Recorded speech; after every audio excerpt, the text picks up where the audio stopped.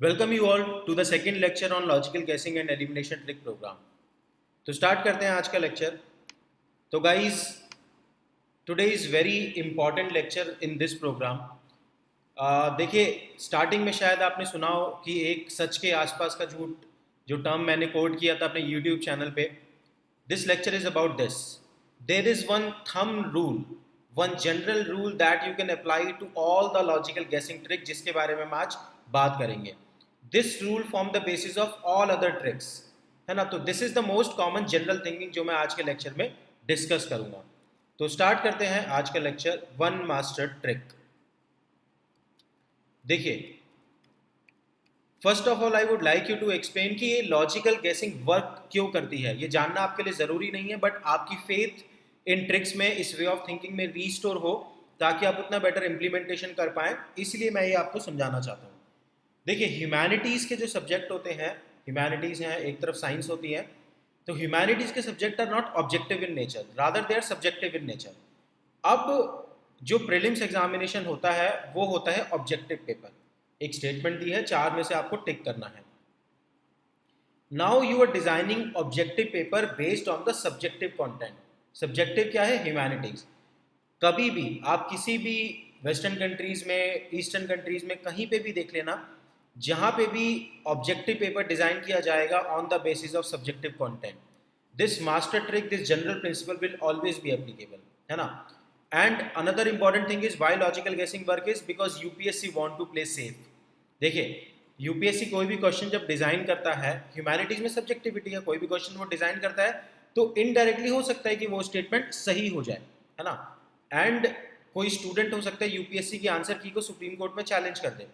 तो यूपीएससी चाहता है वांट टू प्ले सेफ की कोई लिटिगेशन ना हो और रिक्रूटमेंट रेगुलर चलता रहे।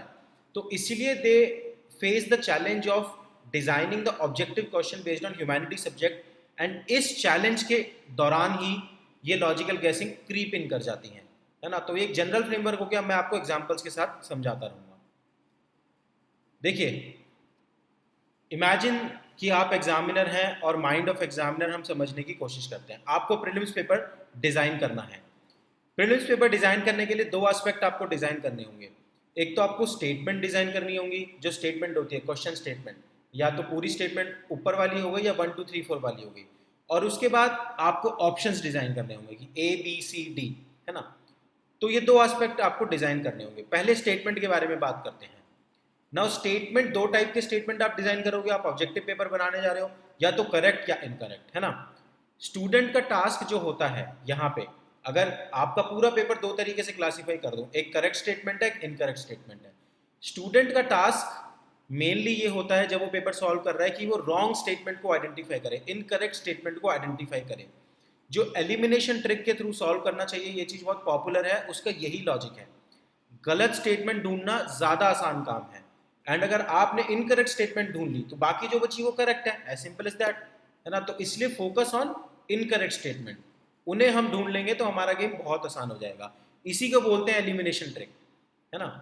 उसके बाद आता है एग्जामिनर का टास्क क्या है यहाँ पे स्टेटमेंट को डिजाइन करने में। देखिए, करेक्ट और इनकरेक्ट दो तरीके की स्टेटमेंट को डिजाइन करना है। अब designing wrong statement is the most difficult task यहाँ पे, है ना। करेक्ट स्टेटमेंट जो है, राइट स्टेटमेंट जो है, वो तो कहीं से भी पिक कर सकता है, सीधा कहीं लक्ष्मीकांत से, स्पेक्ट्रम से, न्यूज़पेपर से सीधा के सीधा उठाया और वहां पे रख दिया। रॉन्ग स्टेटमेंट उसको खुद डिजाइन करनी है, उसको खुद अपनी क्रिएटिविटी दिखानी है उस स्टेटमेंट में। तो ये उसके लिए मेन चैलेंज है एग्जाम डिजाइन करने में, है ना। तो उसके लिए चैलेंज क्या है? रॉन्ग स्टेटमेंट डिजाइन करना, और आपको क्या करना है, उन्हीं उसके चैलेंज को एक्सप्लॉइट करना है ना, कि वहीं पे वो पकड़ा जाएगा जब वो रॉन्ग स्टेटमेंट डिजाइन करेगा। तो ये आइडियोलॉजी है बिहाइंड द लॉजिकल गेसिंग। अब एग्जामिनर इमेजिन करते हैं कि रॉन्ग स्टेटमेंट कैसे डिजाइन करेगा, क्या क्या लिमिटेशन है, क्यों वो टास्क चैलेंजिंग है।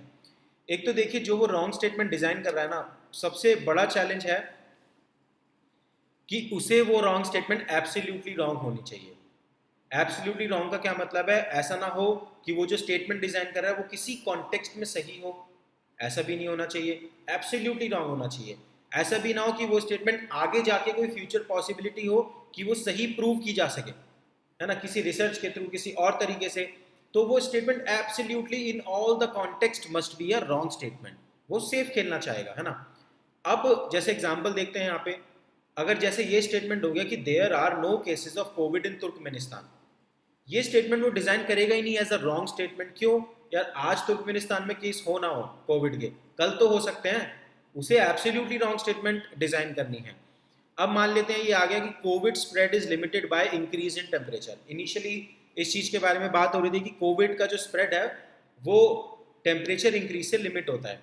ये स्टेटमेंट कभी भी वो रॉन्ग स्टेटमेंट डिजाइन करेगा ही नहीं एग्जामिनर। क्यों? अभी रिसर्च हो सकती है ना इस पे, और रिसर्च कुछ एस्टैब्लिश कर दे, इसलिए कोविड के बारे में लास्ट ईयर क्वेश्चन ही नहीं पूछे यूपीएससी ने, क्योंकि अनसर्टेन टेरिटरी है वो, सर्टेन नॉलेज ही नहीं है अभी वर्ल्ड को उसके बारे में, फैक्चुअल नॉलेज ही नहीं है। बाद में जाके कोई सुप्रीम कोर्ट में ट्रैक कर दे यूपीएससी को तो इसीलिए दे वुड डिजाइन दो statement is wrong statement which can be absolutely wrong. Understand this thing. अब यहाँ पे भी एब्सोल्युटली रॉन्ग डिजाइन करनी कोई बड़ी बात नहीं है, क्या दिक्कत है? आप बोल दो कि यार कुछ भी डिजाइन कर दो, एब्सोल्युटली रॉन्ग कुछ भी हो सकता है, भारत के 3-4 प्राइम मिनिस्टर हैं, है ना, ऐसा कुछ स्टेटमेंट बना दो। What is the problem with that? Problem ये है कि वो जो एब्सोल्युटली रॉन्ग स्टेटमेंट डिजाइन कर रहा है वो चाहता तो ये है ना कि पेपर थोड़ा डिफिकल्ट बने, पेपर आपके लिए थोड़ा चैलेंजिंग बने।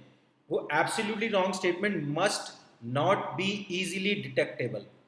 बीइंग अ स्टूडेंट आपको आसानी से ना दिखे, वो एकदम से देखते ही सबको ना लगे कि ये तो रॉन्ग स्टेटमेंट है, तो it must not be easily detectable. तो इस सिचुएशन से बाहर आने के लिए जितने भी रॉन्ग स्टेटमेंट वो डिजाइन करने की कोशिश करता है ना, that is almost closer to the truth, एक सच के आसपास का झूठ। दिस इज व्हाट सच के आसपास का झूठ मीन्स, कि वो रॉन्ग स्टेटमेंट को डिजाइन करने के लिए झूठ बोलेगा, लेकिन वो झूठ सच के आसपास का होगा, है ना। तो उसी के अराउंड का स्टेटमेंट आपको ढूंढना होगा पूरे पेपर में, ठीक है। अब चलते हैं एग्जांपल्स की तरफ, कुछ और इन बातों को और क्लैरिटी से समझने के लिए। Welcome you all.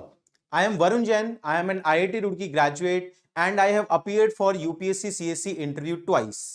When I started my UPSC CSC preparation, तो कुछ common challenges मैंने face किए। For example, content कैसे finalize करेंगे कि क्या quality content है और क्या quality content नहीं है। For example, book list कैसे final करेंगे। बहुत सारी strategies हैं जो toppers बताते हैं, उनमें से कौन सी strategy मेरे लिए suitable रहेगी। तो आप भी अगर इन challenges को face कर रहे हैं तो we at EdSaarthi are providing you complete support under our Atmanirbhar Prelims cum Mains Foundation program. इस फाउंडेशन प्रोग्राम में हम आपको कंप्लीट कंटेंट का कवरेज कराएंगे, जहां पे कि प्रीलिम्स एंड मेंस का detailed content, video lecture, PDF we will provide you from expert faculties who have appeared for the interview in this examination. इसके साथ साथ we will provide you detailed mentorship, जहां पे कि मैं आपका चीफ मेंटर रहूंगा। जो प्रॉब्लम आप फेस करते हो इस एग्जाम में, कैसे बाउंड्री क्रिएट करेंगे, क्या पढ़ना है क्या नहीं पढ़ना है, कैसे कंटेंट यूज करना है, I will help you in all those things. उसके साथ साथ live answer writing, more than 40 plus live answer writing will be there, जहां पे कि इन सेशन में हम आपको बताएंगे आंसर राइटिंग करनी किस तरीके से होती है, ताकि उसके बाद आप टेस्ट सीरीज दे सके। इसके साथ साथ इस प्रोग्राम में प्रीलिम्स टेस्ट सीरीज भी इंक्लूडेड रहेगी। आप अपनी फैकल्टी से live doubt clearance session attend कर सकते हैं हर सैटरडे को। तो one comprehensive program we are providing you under Aatmanirbhar prelims cum mains foundation program. तो जो प्रिपरेशन में प्रॉब्लम्स मैंने फेस किए थे अपनी खुद की, उन सभी के सॉल्यूशंस हम लेके आए हैं इस फाउंडेशन प्रोग्राम में। Thank you very much. यहां तक आपको समझ में आया कि एग्जामिनर के लिए मेन टास्क डिफिकल्ट है रॉन्ग स्टेटमेंट डिजाइन करना, that must be absolutely wrong and that must not be easily detectable. तो उसे बोलना पड़ेगा सच के आसपास का झूठ, एंड बीइंग अ स्टूडेंट आपको उसी रॉन्ग स्टेटमेंट को ढूंढना है, इनकरेक्ट स्टेटमेंट को ही आपको अपने पेपर में ढूंढना है ना। तो ये अभी तक का जिस्ट निकल के आया। अब चलते हैं कुछ एग्जाम्पल्स के थ्रू, मैं आपको कुछ जनरल रूल देने की कोशिश करता हूं कि क्या क्या थंब रूल है पेपर सॉल्व करने के लिए। सबसे पहले सिंपल एग्जांपल्स लेते हैं कुछ। सबसे ये स्टेटमेंट देखिए, set 1, Tansen invented many ragas. Tansen the famous singer, Tansen scored fastest T20 century. अब ये दो स्टेटमेंट मैंने आपको दी। तीसरा और ले लेते हैं, Tansen used to play dhrupad music. अब मान लेते हैं आपको ज़्यादा कुछ आइडिया नहीं है तानसेन ने रागा इन्वेंट किए हैं या नहीं किए हैं, या वो ध्रुपद म्यूजिक प्ले करते हैं या नहीं करते।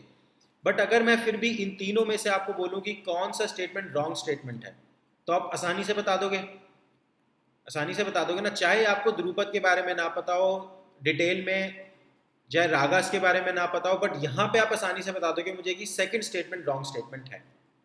क्यों क्यों है ये इतना आसान? है ना, select the wrong one easy, क्योंकि Tansen is not at all associated with the cricket. Tansen music से एसोसिएटेड है, इतना आपको पता है, तो क्रिकेट से एसोसिएटेड है नहीं। रॉन्ग स्टेटमेंट आसानी से ढूंढा गया, है ना।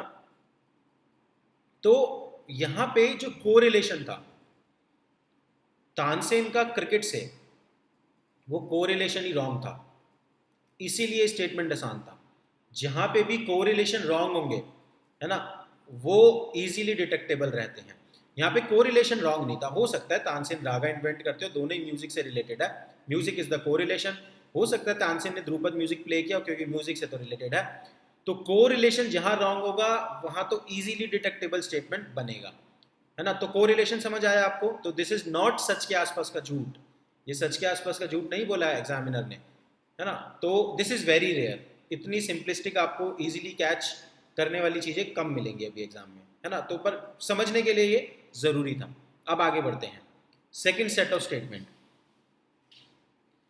There are some people infected by COVID in Libya. Second statement, there are 2000 cases of COVID in Libya. अब यहां पे आप देखिए कि कोरिलेशन तो सही है, लीबिया में कोविड हो सकता है किसी को, है ना। तो कोरिलेशन दोनों में सही है। तो अगेन फिर ये थोड़ा सा डिफिकल्ट आपके लिए हो जाएगा ना बताना कि कौन सा इसमें से रॉन्ग है ना, क्योंकि कोरिलेशन इसमें करेक्ट है। बट इसके बाद भी यही गेम स्टार्ट होता है आपका। जब कोरिलेशन ही गलत है तो काहे की लॉजिकल गैसिंग, जब कोरिलेशन सही है तभी लॉजिकल गैसिंग वाला गेम पिक आता है, बीच में आता है। तो अब देखते हैं, बट लेट्स सी इन दोनों में से फिर भी अब मैं आपको बताता हूं कि आपको सही गलत नहीं, आपको प्रोबेबिलिटी सोचनी है। इन दोनों में से किसके ज्यादा प्रोबेबिलिटी है गलत होने की, उसके बारे में सोचते हैं। देखिए इन दोनों में से which statement is easier to design as wrong statement. ये है generalise statement. Some people, some मतलब एक भी हो सकता है, दो भी हो सकता है, तीन भी हो सकता है, 3000 भी हो सकता है, 3 करोड़ भी हो सकता है। और यहाँ पे ये बहुत स्पेसिफिक स्टेटमेंट है, 2000 केसेस। यहाँ पे इजीली एग्जामिनर के लिए ये स्टेटमेंट रॉन्ग डिजाइन करना है, क्योंकि उसे बस एक नंबर रिप्लेस करना है। अगर एक्चुअल केसेस 3000 थे, उसने 2000 डाल दिया, हो गया रॉन्ग स्टेटमेंट डिजाइन। तो ये थोड़ा सच के आसपास का झूठ हो गया।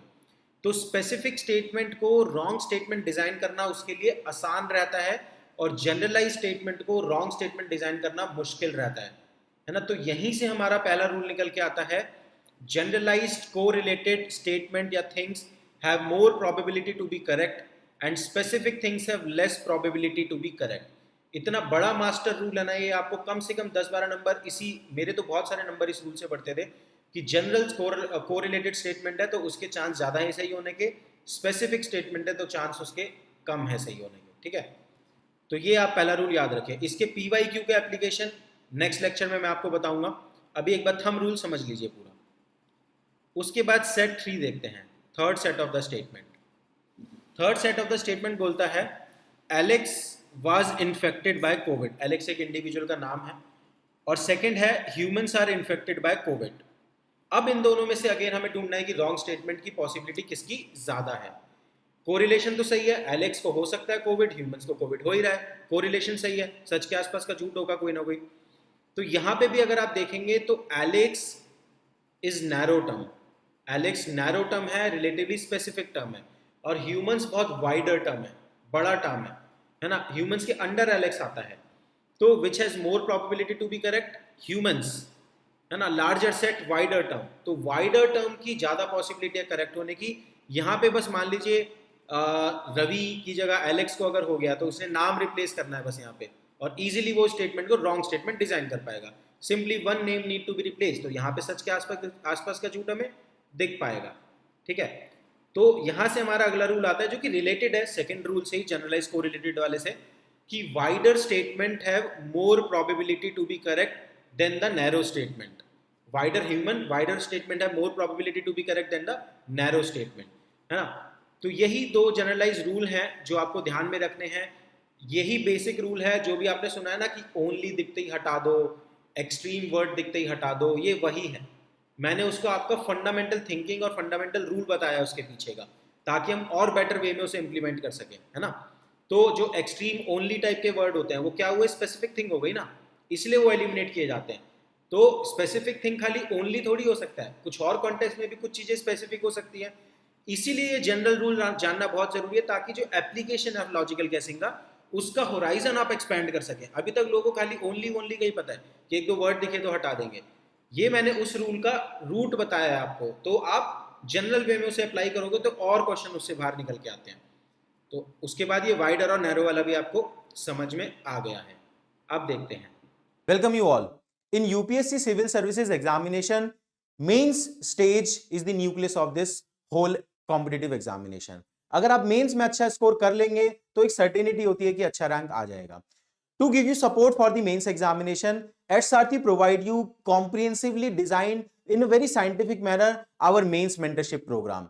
अगर आप देखेंगे पिछले कुछ सालों के टॉपर्स को, rank 11 Shubhankar Pathak, rank 8 Ishita Rathi, rank 29 Bhavishya Desai, all were part of our mains mentorship programme. आप अलग अलग चैनल पे उनके रिकमेंडेशंस देख सकते हैं।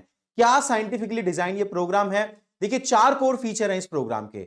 First we will provide you the content. आपको आंसर लिखने के लिए कंटेंट चाहिए। अपने मेंस मेंटरशिप प्रोग्राम में we will provide you all the GS module, GS1, GS2, GS3, GS4। तो सारा content in terms of video lecture and PDF will be provided to you. Once you will be ready with the content, अगला component आता है live answer writing, है ना। आपका content ready हो गया, we will give you more than 40 plus live answer writing session, जहां पे कि हर सेशन में आपका टीचर आपको सिखाएगा आंसर लिखना कैसे है। पहले आप सीख जाइए आंसर लिखना कैसे है, उन आंसर को खुद लिखने की प्रैक्टिस कीजिए लाइव सेशन में। हर सेशन में at least 5 question you will practise. 1.5 hour का सेशन होगा, आप 5 क्वेश्चन प्रैक्टिस करोगे, उससे पहले टीचर आपको बताएगा लिखना कैसे है और लास्ट में मॉडल आंसर डिस्कस किया जाएगा। उसके बाद थर्ड लेवल पे आता है टेस्ट सीरीज। टेस्ट सीरीज हम आपको प्रोवाइड करेंगे with unique feature of mentor call evaluation. आप टेस्ट देंगे, उसके बाद आप अपने मेंटर से बात कर सकते हैं, डायरेक्टली जूम कॉल पे कनेक्ट कर सकते हैं कि किस तरीके से इस आंसर को आप अपने इंप्रूव करें। और लास्ट में आता है मेंटरशिप, है ना, किस तरीके से पूरे मेंस एग्जामिनेशन को हैंडल करें, किस सब्जेक्ट की क्या स्ट्रैटेजी रखें, आंसर राइटिंग स्पीड कैसे इंक्रीज करें। उसके लिए one mentor will be provided to you, जहां पे कि चीफ मेंटर मैं रहूंगा आपका, ठीक है। तो you can look up to our mains mentorship program for your mains examination preparation. All the best for your UPSC CSC journey. Application देखते हैं, इसके कुछ एग्जांपल यहाँ पे मैं आपको बता देता हूँ, डिटेल में भी बताऊंगा एक एक ट्रिक अच्छे से। क्वेश्चन फ्रॉम 2019 पेपर पिक करते हैं। तो यहाँ पे आया with reference to Miyan Tansen which one of the following statement is not correct. Not correct पूछ रहा है, याद रखिए, सिली मिस्टेक नहीं करनी, अंडरलाइन करना है पेपर में। Tansen was the title given to him by emperor Akbar. Pause करके जरूर इस क्वेश्चन को एक बार दिमाग लगाएं, वैसे तो ऑब्वियसली मैंने मार्क कर रखा है। फिर Tansen composed Dhrupad on Hindu gods and goddesses. Third हो गया Tansen compose songs on his patterns and Tansen invented many ragas. अब ये मेरे को समझ आ रहा है, मैंने 2019 में पेपर दिया, मेरे को समझ आया यार ये हो तो सकता है ना। तानसेन भी पुराने आदमी है, अकबर एम्परर अकबर भी पुराने आदमी है, और तानसेन म्यूजिक से रिलेटेड तो है ही, तो ये तीनों भी सही हो सकते हैं। अब लेकिन उसके बाद मैंने सोचा कोरिलेशन तो सही है, फिर देखते हैं कि कौन सा जनरल स्टेटमेंट है और कौन सा स्पेसिफिक है। मैंने सोचा Tansen invented many ragas. Many मतलब कितना भी हो सकता है, 2 3 4 5 कितना भी हो सकता है, तो जनरलाइज्ड हो गया। और रागा भी बहुत कॉमन थिंग है इन म्यूजिक। फिर Tansen composed songs on his patrons, तो ये भी बहुत वाइडर स्टेटमेंट हो गया। उसके किसी ना किसी सॉन्ग में अगर एक रेफरेंस भी आ गया उसके पैटर्न का, उसके किंग का, तो बस this statement will be correct. ये तो बहुत वाइडर स्टेटमेंट हो गया। बी हो गया Tansen compose Dhrupad on Hindu gods and goddesses, है ना। तो ये भी हो सकता है कि हाँ ध्रुपद से रिलेटेड हो सकता है, हिंदू गॉड्स एंड गॉडेसेस बहुत सारे हैं। फिर हो गया तानसेन टाइटल दिया एम्परर अकबर ने। अब ये मेरे को रिलेटिवली स्पेसिफिक स्टेटमेंट लगा कि यार अकबर रिप्लेस करना है, बस अकबर कोई नाम होगा जिसे उसने रिप्लेस किया होगा, स्पेसिफिक हो गया ना। तो मैंने ए टिक कर दिया कि नॉट करेक्ट ए, और आंसर भी ए ही निकला। तो generalise correlated more probability to be correct and specific has less probability to be correct. अब होने को ये क्वेश्चन मेरा गलत हो सकता था, मैंने आपको बोला था 10 में से 7 केसेस में ये एप्लीकेबल होगा, है ना। बट आप अप्लाई करके देखेंगे जब इस रूल को अच्छे से, तो यू विल फाइंड आउट कि you are gaining more marks, है ना। आगे चलते हैं। Second, consider the following statement, some species of turtles are herbivore and some species of fish are herbivore, some species of marine mammals are herbivore, some species of snake are viviparous. Which of the following statement are correct? Correct पूछ रहा है आपसे। अब आप एक बार pause करके सोचिए जरा, इनमें से कौन सा स्टेटमेंट जनरलाइज्ड है और कौन सा स्टेटमेंट स्पेसिफिक है, सोचना एक बार।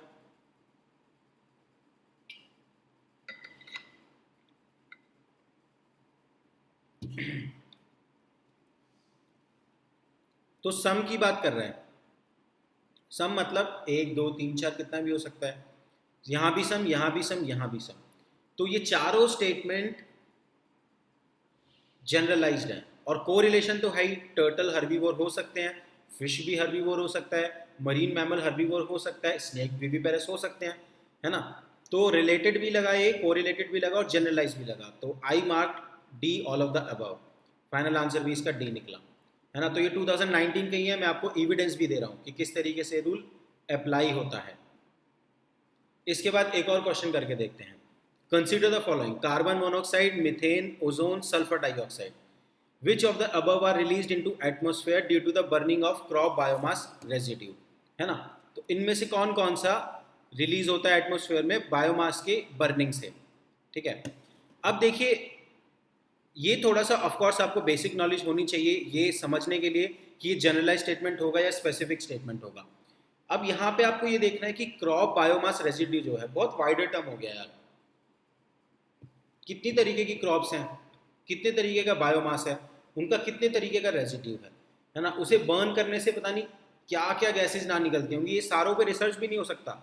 मतलब सारी क्रॉप्स की बायोमास के रेसिड्यू का जो बर्निंग है उससे क्या क्या निकलता है ये सबको पता भी नहीं होगा अभी तक, है ना। रिसर्च भी नहीं हुई होगी इतनी सारी, क्योंकि कितना सारा रेसिड्यू है। अब ऊपर जो आपको पॉल्यूटेंट दिए हैं वो पॉल्यूटेंट भी जनरलाइज दिए हैं। कार्बन मोनोऑक्साइड जनरल पॉल्यूटेंट है, बहुत सारे सोर्सेज से निकलता है, बर्निंग सोर्सेज से ही निकलता है। Same goes with methane, same goes with ground level ozone and same goes with sulphur dioxide. अगर यहाँ पे नाइट्रोजन डाइऑक्साइड होता तो उसे भी मैं यही बोलता। तो ये तो है जनरल पॉल्यूटेंट, कॉमन पॉल्यूटेंट जो बहुत सारे वेराइटी ऑफ सोर्सेज से निकलते हैं। स्पेसिफिक पॉल्यूटेंट कौन से होते हैं? मान लो यहाँ पे इसने दिया हुआ था प्लूटोनियम, कैडमियम, मरकरी, इस टाइप के पॉल्यूटेंट होते हैं स्पेसिफिक पॉल्यूटेंट। ये वही पॉल्यूटेंट है जो चीज़ों के जलने से निकलते हैं। तो दिस इज जनरलाइज कोरिलेटेड हो गया। Again I mark D all of the above और आंसर भी इसका डी ही निकला। अब एग्जामिनर कहाँ जा जाके सारे बायोमास रेजिड्यू को जला जला के देखता रहेगा कि ये निकल रहा है या नहीं निकल रहा है। किसी ना किसी बायोमास रेजिड्यू से तो कार्बन मोनोऑक्साइड और ये सब निकल ही जाते होंगे ना, क्योंकि they are common pollutant, they are not like plutonium हो। अगर प्लूटोनियम टाइप का होता तो बहुत स्पेसिफिक सोर्सेज हैं उसके जहाँ से वो मिलेगा। अगर कैडमियम होता, मरकरी होता तो उनके भी स्पेसिफिक होते, बट ये बहुत ही कॉमन पॉल्यूटेंट है। तो जनरलाइज कोरिलेटेड वाला रूल लगा और आंसर निकल के आया D all of the above. Okay, तो ये हो गया आपका थंब रूल, ठीक है। तो इसको अप्लाई करेंगे। अब हम जो नेक्स्ट हमारा लॉजिकल गेसिंग का लेक्चर होगा उसमें we will start with the first trick, है ना। तो वहां पे फिर मैं आपको PYQs के इंटीग्रेशन के साथ एग्जांपल्स ले लेके समझाता रहूंगा, ठीक है। ऑल राइट, देखते रहिए धीरे धीरे इस कोर्स को। हम प्रीलिम्स एग्जाम से 1-1.5 महीने पहले, 1.5 महीने पहले लगभग इसे डेफिनेटली खत्म कर देंगे। कोशिश रहेगी 2 महीने की, 1.5 महीने पहले तो हो ही जाएगा, ताकि आपके पास सफिशिएंट टाइम हो, है ना, इस कोर्स को कंसोलिडेट करने का। चलिए, thanks a lot guys, see you next time, all the best.